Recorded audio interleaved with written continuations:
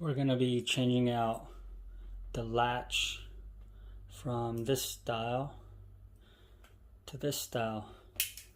I got a jig from Milescraft on Amazon.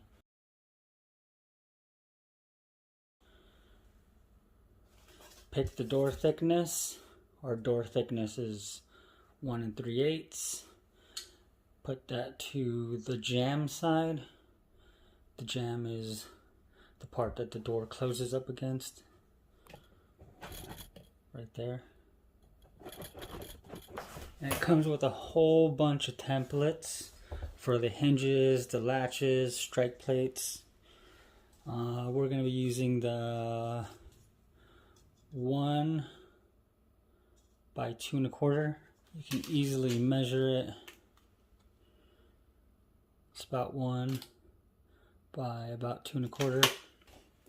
They want you to use your tape measure and measure up from the bottom to that line there. It says 36 inches. It gives some other measurements, but these were not cut at those measurements. So I'm just eyeballing it. I can get it within a 1/16, if not exactly, just by eyeing it. And it comes with these screws. You screw it into the door.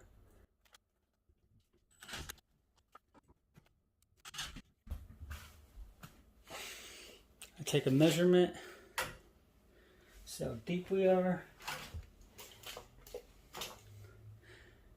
Take a measurement, see how thick it is. We're about 1/8 of an inch plus 5/8. So we're gonna go 3/4 of an inch for starters. It's a little bit less. So there, measure up. I've already cut one of these, so it's already set to the last one I cut. And it's actually over, it's just under 7/8. But you want to start smaller and then work your way up.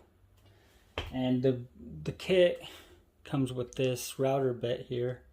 It obviously doesn't come with the router. You're going to need a router. You can't do this without the router. So get a router.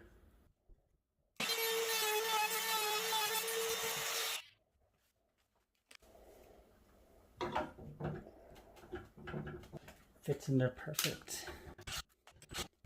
As you can see, the original hole wasn't cut center. It was cut off to the side there. But that's okay. Look at that. Fits perfectly in there. Almost forgot to add. You gotta fill the holes with some wood putty. Honestly, I should have did all this before I painted the doors, but I didn't get the jig in time, and I didn't know the latches were going to be different. So here we are.